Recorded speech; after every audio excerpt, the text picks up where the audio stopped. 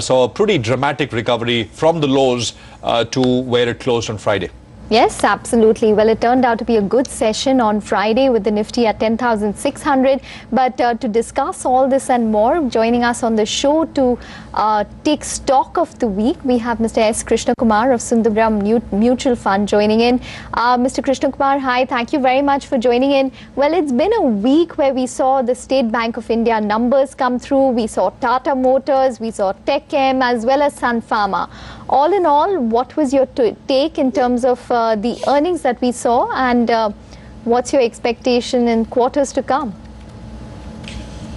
I think the current earnings season has been pretty good. We've been seeing a continuation of the rebound that we've been seeing in the last couple of quarters. We've seen that X of the financial space, the corporate lenders, most of the other sectors have reported in line to healthy growth basically. So in terms of upgrades to downgrades ratio, I think things have been more positive this time around. The broad cut to earnings in the last 3 months has been pretty muted, so that's a positive sign for the quarters going ahead. If you just dissect the numbers, I think we've had a consistent improvement in growth in the mid and small cap space. Again, the financials were definitely hit because of the provisioning, etc. But clearly across sectors, spanning consumption, which is both the staples, FMCG, food, and consumer discretionary, there's been a healthy clip that continues. There's been a fair amount of improvement in EBITDA margins and EBITDA growth, driven by operating leverage, in spite of some inflationary pressures that's come through.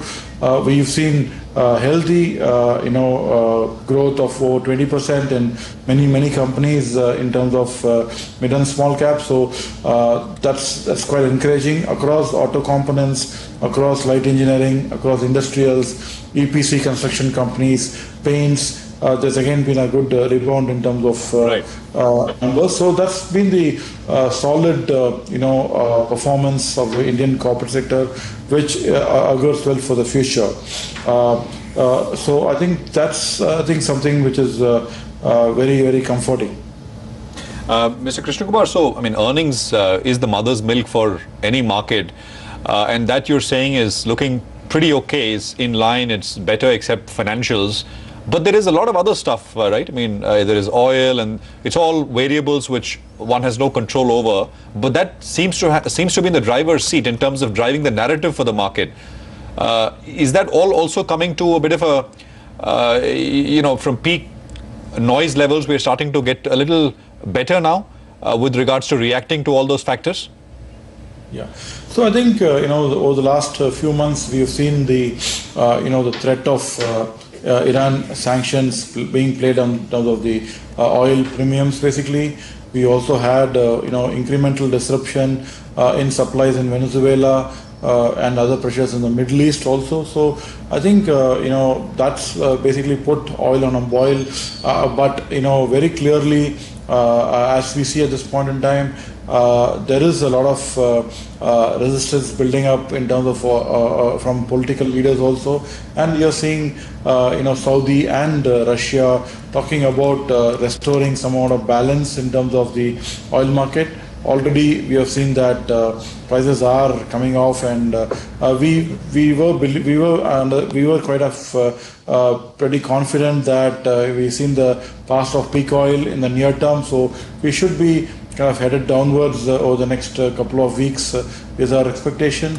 That will have a very salutary effect in terms of the macro impact on the trade deficits, current account, and currency. So already we have seen that the currency is gained today. So there will be a lot of positive rub-off that we will see once there is some stability on a downward bias on the crude oil prices.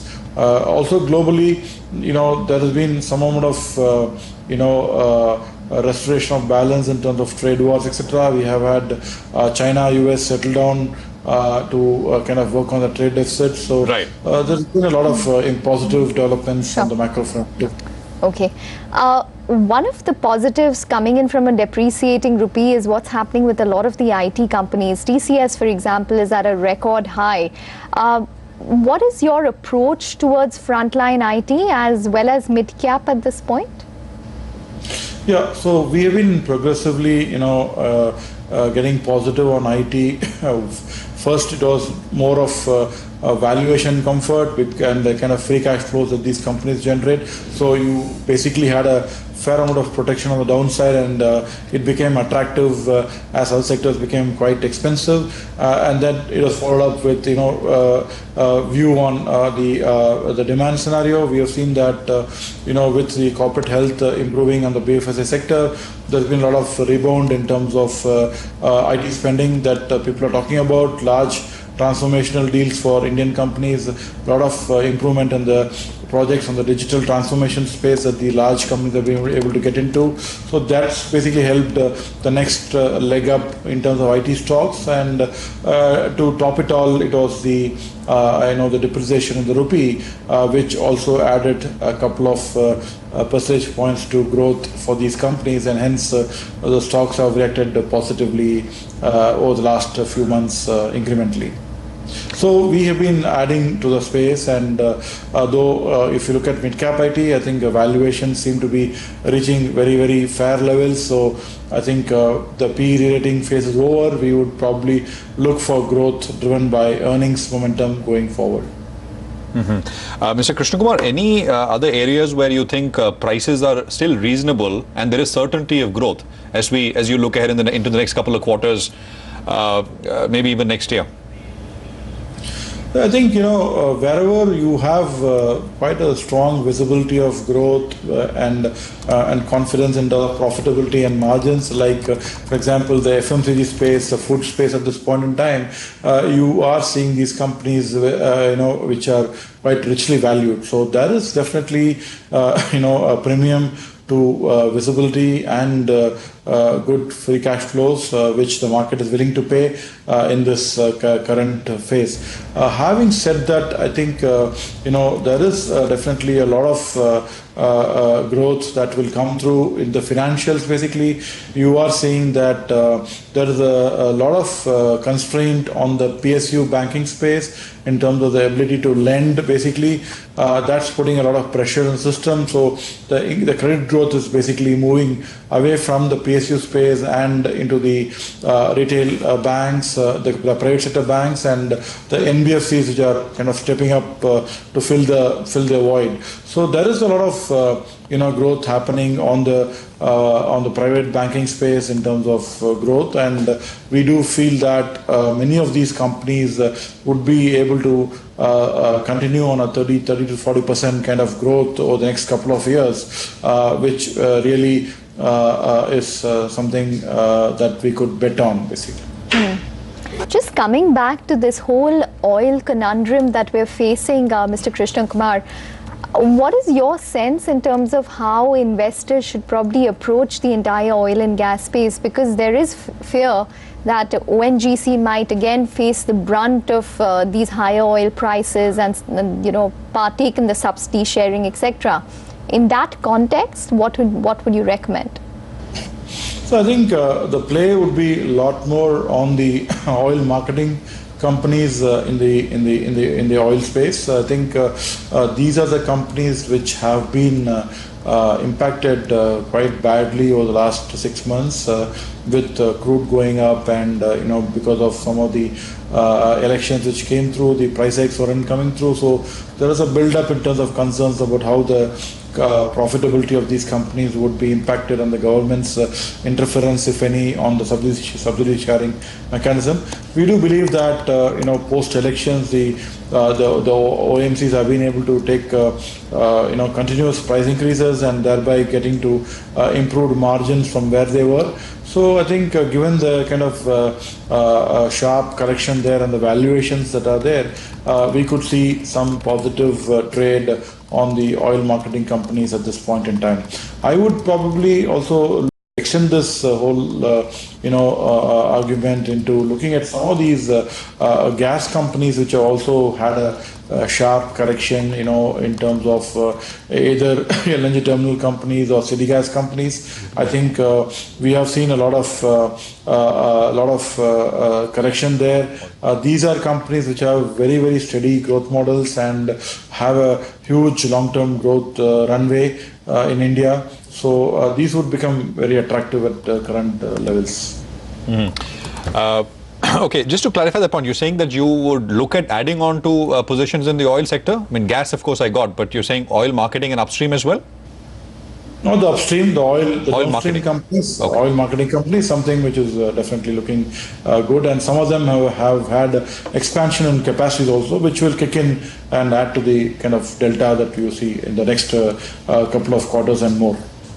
Okay, fair enough. There is this prevailing wisdom that this year and maybe even next year all the way into the general elections, stick with large caps, stick with large businesses, known franchises, don't be too adventurous, mid caps, small caps, stay away. They've had such big runs last 2 years. Do you agree with that broad assessment? I know it's using a big brush to paint the entire space, but where do you stand on that? I think, the last quarter, the 3 to 4 months has been pretty much of a roller coaster ride with, perceived weakening of the macros for India and emerging markets in general, given the significant dollar strength that played out and also the impact of crude on several economies like ours. This coupled with the fact that, this period also saw the mutual fund houses rationalizing the schemes into the respective categories as per SEBI norms, we have seen a fair bit of realignment of portfolios of large cap diversified equity funds wherein they had a fair bit of mid and small cap exposure. So that incremental selling that also came through basically in this period of negative sentiment has pulled down a lot of the valuations in the mid and small cap space, which make them pretty much attractive at this point in time. Given that they are growing at about 20% plus kind of average on a quarter-on-quarter basis, I think these companies definitely look interesting from a portfolio perspective. So I wouldn't be kind of a party to the argument that one should be looking for safety in large companies only and sticking to them over the next 1 year. Needless to say, cursory look through the top 100 companies also, we have seen that there are companies which have fallen more than 10-15% in the last 3 to 4 months when the Nifty was up about 5%, right? So you had 7 companies which have corrected a lot. You had some banks which have lost probably 30% of market cap and more. So I think it's basically horses for courses. And we would like to pick good quality companies which have inherently strong balance sheets, good managements and good business models, which will be able to sustain and have good growth opportunities across that next couple of years. So I think that will be the approach which will help investors to reduce the volatility on the downside and capture the upside as it opens up. So I think a portfolio of good quality companies, irrespective of the market cap criteria, is what I would advise. Okay. All right, Mr. Krishna Kumar, we're going to leave it on that note. Thank you very much for joining in and taking us through your fundamental view on the markets. We need to take a break now, but we leave you with some market opinion that we heard through the week. And once we're back, Ashwini Gujral will join in to give us a technical check for the upcoming week.